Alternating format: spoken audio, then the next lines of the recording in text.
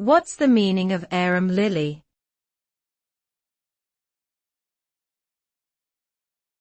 Arum lily.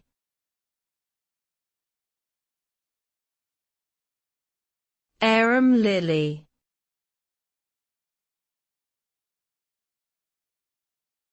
Arum lily.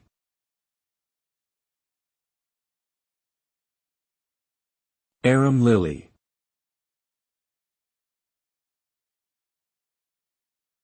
Arum lily is the common name for plants in the genus Santideschia, native to South Africa.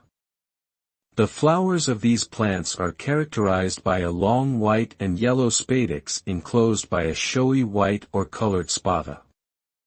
Arum lilies are commonly grown as ornamental plants in gardens and flower arrangements. These plants have also been used in traditional medicine for various purposes. However, some species of arum lilies are toxic and should not be ingested.